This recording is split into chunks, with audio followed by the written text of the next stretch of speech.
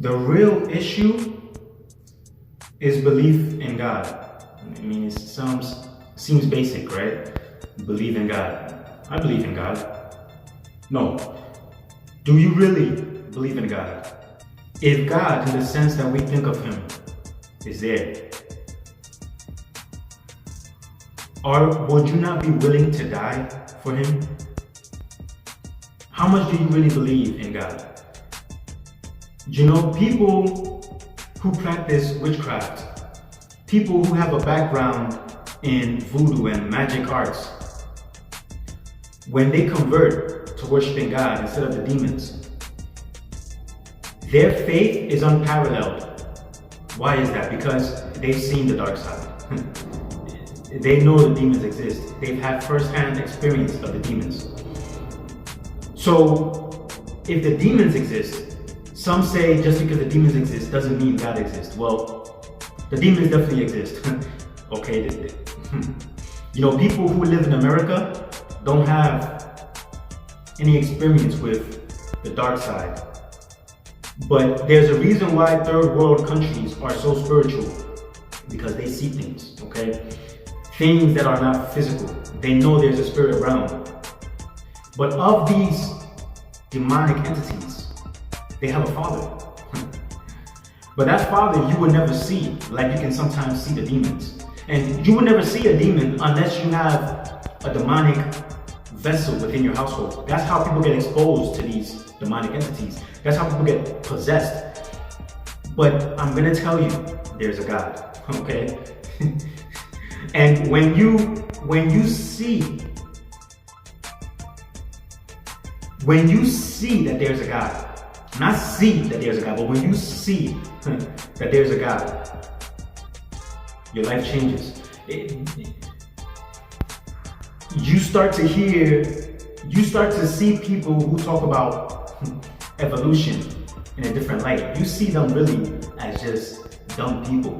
You see them as, man, if these guys only knew. You know, but for people who don't have experience with the dark side,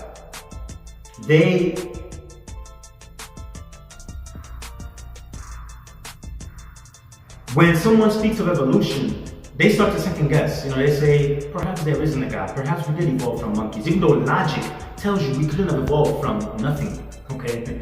Your eyes are too beautiful. Your lips are too organized. The way you are, the way everything is, there is a creator. That creator, you would never see him. He didn't design us to see him. You would see his sons, the demons, you'll see them. If you deviate into those dark arts, you will see them and they will ask you to worship them. You'll be scared out of your mind. You'll be scared out of your body. They exist. But you would never see the Father. Because the Father wants you to worship Him out of faith. Now, when these people who practice these demonic things, when they finally realize that I gotta get away from this and find the true source of these demons and their power, when they finally come to the good side, you can say, their faith is strong. But their faith is not what impresses God, because they've seen. So it's not as impressive to God because already you've seen. So of course you're going to believe me now. Of course you're going to believe that I exist now. You remember when Thomas disbelieved that Christ died and he had to see with his own eyes before he believed? Now Thomas wasn't anointed and he still had doubts. He was part of the chosen ones and he was still one of those who doubted. And so when he finally saw, then he believed. And then what did our master Yehowah tell him? He said, you have to see to believe. But blessed are those who did not have to see to believe. So someone who's seen the demons, okay, yeah, now they know there's a Jehovah. Now they know there's a Yehowah. Now they know there's a Yahweh. They know there's an Almighty God now. But because you had to see that to believe, you're not as blessed as someone who has never seen and yet believes just as much. Those ones are blessed. Now there are certain facts, or there are certain evidences in the world that shows that the Bible is not a lie. And I'll talk about just one of them. And you would never hear these things on the news, or because this is the devil's world. He wants to blind you from these things. And the only reason why the demons show themselves to people who get a magic book or play the Ouija board, and the doll in the back of their room moves, and things start moving in the darkness of the room, and you see red eyes, right? And they start talking to you, and you get scared out of your body. The reason why the demons reveal themselves to you at that time is because you've opened the portal for them. And it's not like literally a portal. It's just you've invited them. You've given them permission to come and talk to you. And at that point in time, God removes that protection over you. From over you. And that's why you see them. Because already you've went into the dark side. So at this point in time, but most people don't deviate to that. So most people don't, people in America don't see anything like that. But in Haiti, trust me, those things happen, which is why God punishes them. And it doesn't touch the Dominican Republic, but it touches Haiti all the time. The natural disasters, New Orleans. But the topic is, God exists. Now, one of those evidences is Sodom and Gomorrah. Those 5 cities that were destroyed by sulfur and fire. Now there are documentaries of this, where they go to the known site of Sodom and Gomorrah. Not lost cities, but those cities, the 5 cities of Sodom and Gomorrah. Exactly how the Bible describes it as happening is exactly how it happened. Now, when you go to Sodom and Gomorrah, there's evidence that people used to live there. You see man-made structures that are too perfectly aligned that you don't see in nature, right? You don't see perfect 90-degree angles and houses with windows in nature. No, you see that in places where people live. So the evidence of humans living there in those 5 cities is there. But what else is also there is, out of all those rocks and stones and bricks, every single one of them, when you just touch it, it crumbles into dust. You have to touch it and it crumbles into dust. At what temperature does stone and bricks and rocks, at what temperature do items like that become dust? Do you know how hot stone has to be for you to just touch it and it crumbles? Okay, there is no fire on earth that can burn stone to make it become like that. Let alone for 5 whole cities to be exactly in that state. Now when archaeologists go there, they find sulfur. Remember, the Bible says God rained down sulfur and brimstone, right, onto the Sodom and Gomorrah, the 5 cities. Excuse the noise. I hope you guys won't get distracted by that. But I don't even know why there's noises here. But those 5 cities, please pay attention. Those 5 cities, when you take the sulfur, okay, and they took it to the laboratory and they tested it, it's 98% pure sulfur. And then, of course, you'll always have the doubters, and they say, no, that's from volcano, right? Volcanic action. But the sulfur from volcano is at most 40% sulfur. But all the sulfur that's in those 5 cities, and you don't find it anywhere else except in the cities of Sodom and Gomorrah, the sulfur you find there is 98% pure sulfur. And you won't find it anywhere else on earth. Okay? Because that is where God rained down sulfur and brimstone and fire. And when they find bone marrow of people, another evidence that people used to live there, the bone marrow, okay, you touch it and it crumbles into dust. So God said he will leave those 5 cities there permanently in that condition for future generations to see what would happen to the ungodly who practice ungodly things. So that they see firsthand what God does to the ungodly. Now, Yehowah said that the last days will be like Sodom and Gomorrah, and he will rain down fire onto the whole entire world, and it'll be just like Sodom and Gomorrah. Now, when you go to Sodom and Gomorrah, there are dust and ashes, rocks, and people that you are walking on top of because they died. Okay, their DNA is there, but you're walking on top of them, right? Now, let me read this to you. Oh man, the flashlight. Now it's gonna be difficult to read. Give me a second. Okay, the flashlight, the brightness has left my eyes so I can see a little better now. Malachi chapter 4 verse 1. God is speaking about the future time. Sodom and Gomorrah, the evidence is still there. I'm not looking into the camera because, it's gonna blind me. So, Malachi chapter 4, verse 1, all the way up to the end of the chapter. For look, the day is coming that is burning like a furnace, and all the presumptuous ones and all those doing wicked things must become as stubble. What is stubble? Stubble is something that when you burn it, and when you just touch it, it crumbles, like Sodom and Gomorrah is right now. That's what stubble is. All those who are presumptuous, who do what's right in their own eyes, do what thy will, like the Satanic Bible says, and all those doing wicked things must become as stubble. And the day that is coming will certainly devour them. Jehovah of armies has said, so that it will not leave to them either a root or a branch. So even the trees would be burned. Nothing will be left remaining. The whole earth will be burned. The whole earth will become like Sodom and Gomorrah.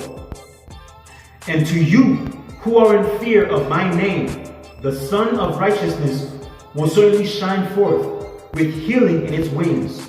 And you will actually go forth and paw the ground like fattened calves.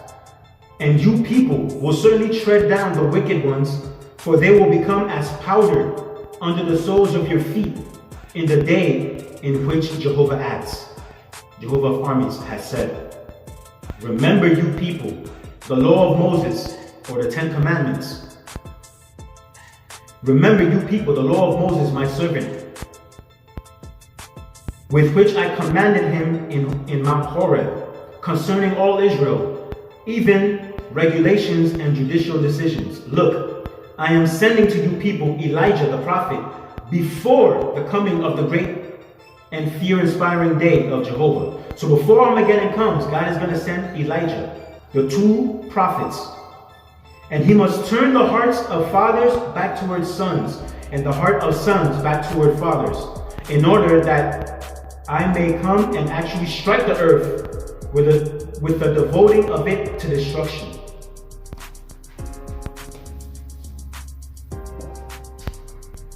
So God is talking about the day of Armageddon. It's going to be just like Sodom and Gomorrah.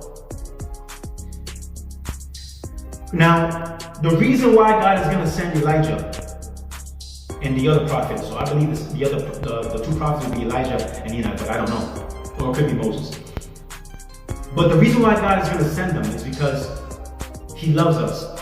And even though he wants us to believe him out of faith, he knows that we are too physical and we just won't believe. We just won't believe that the spirit realm exists. So that's why those who dealt with the dark side have more faith, because they've seen. But that doesn't impress God, because they've already seen. Their eyes have been opened. They know what's there. But those who have not seen, they might not believe as much. So God is going to send Elijah and the other prophet, and they're going to perform many signs so that people will see that the Almighty is there. Repent.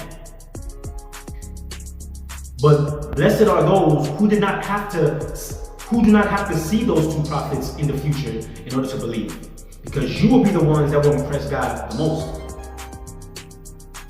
There's a secret that I feel like it's a secret that most people don't know of, but I'm going to tell you guys. Of all the qualities that God has put inside the angels, when he made the angels, the angelic bodies, right? Of all the qualities that God has, and of all the qualities that the angels have, which quality can God and the angels not express? Which emotion can God and the angels not express? Even God can express this emotion. Even the angels can express this emotion. And until God made man, this emotion or this expression or this feeling was non-existent. In fact, creation was not complete unless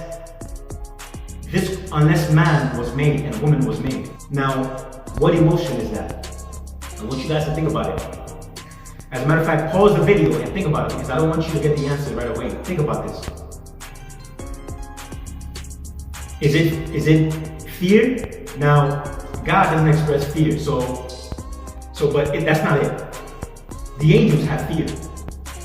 But there is something that even God, apart from fear, that even God can't express. And the angels can't express. Only man can express. Which will reveal to you the real reason why we are here. One, of course, is to serve Yehowah with our whole heart, mind, body, soul, and spirit, right? And of course, procreate and fill the earth, take care of the animals, having dominion in subjection, all the animals, right? All the creatures. But there is one specific reason why God put man on the earth. You want to know what it is?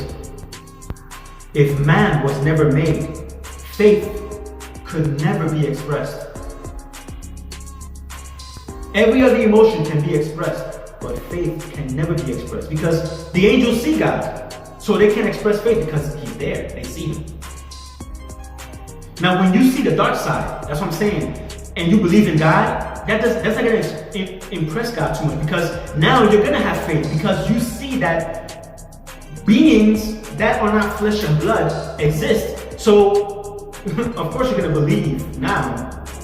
But before you saw that, and if you haven't seen that, if you believe, you are fulfilling the very purpose for what God has put you here, to believe him without seeing. But he has put all the evidences on earth, the physical evidence of his existence he has put there for you to reason and say that a building cannot be there without an architect. How can an animal breathe, move, exist without its designer? How can I do what I do? How can I speak and utter my thoughts to you if God did not make me?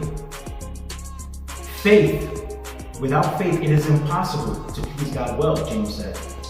Faith is the reason why God has put us here without being able to see him, because that pleases him. But it's not blind faith, because believing in God through blind faith doesn't impress him either, because you're just being dumb. You're just believing out of believing. That is the same as idol worshippers believing that idols work. Well, that's blind faith because the idol can't do anything. You made the idol. How is it going to do something for you when you made it? You can burn it. I can crush it right now. So blind faith does not impress God. Eyes open type of faith impresses God. And the things on the earth prove that he exists so that you are without excuse. Listen, people, God lives. God is there. And if you think something supernatural like that fire and brimstone coming from the heavens to consume the earth is too fiction, that it can only happen in movies, well, research Sodom and Gomorrah. Look at the evidence that's there. And there are splatters, right? There are brimstones in certain patterns that shows you that it was raindrops. It dropped from the heavens because there's space in between. It drops just as rain and snow would fall on the earth. In 5 big cities, every single thing that you touch crumbles into dust and stubble, like God says. What can cause that if not something supernatural? So the evidence is there. You can't say it can't happen because it's there. Which is why you don't hear it in the news, because this is the devil's word. He doesn't want you to believe that God lives. And I'll leave you with this. How do you think people who practice magic do what they do? Someone who brings cards out of their hands from America's Got Talent? Someone who brings cards out of their hands? Someone who could pierce themselves without blood coming? Something that defies physicality, logic? Someone who could write your name in a card and throw it in a bottle and it's inside the bottle? Someone who makes people levitate in the middle of Times Square. Okay? God lives. But blessed are those who don't need to see those things and yet believe. And they believe not because they're blind, they believe because their eyes are open, because they see the manifestation of God's wonders on the earth to tell you that he's there and you have no excuse. So Malachi chapter 4 verse 1 through the end of the chapter. Read it, think about it, research Sodom and Gomorrah, and know that Elohim is there. You can't see my conscience, right? When you see me right now and I stay quiet, I'm thinking, but you can't see my thoughts. But because you can't see my thoughts, does that mean that my thoughts don't exist? It's there. But you were not meant to see it. You were not meant to read it. You were not meant to read my heart. You don't have that ability. So I'm going to leave it there. Worship Jehovah. He lives. And the end is going to come. You see it, current events is telling you that we are in the last days. But the mark has not even started yet. And when it starts, you will see when that tribulation hits, when the 4 angels release the great tribulation, I hope by that time you will have faith in God. So I'm going to end it there. Have a good day, you guys.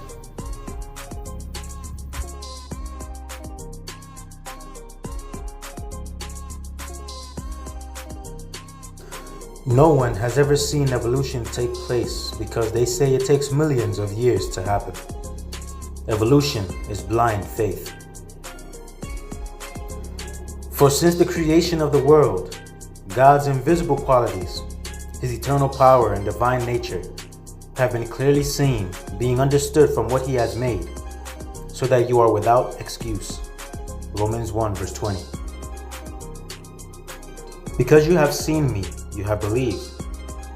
Blessed are those who have not seen and yet have believed. John 20 verse 29. But have believed, not due to blind faith like the world and evolution and idols, but through and because of the handiwork of the Creator, and thus forth they believe.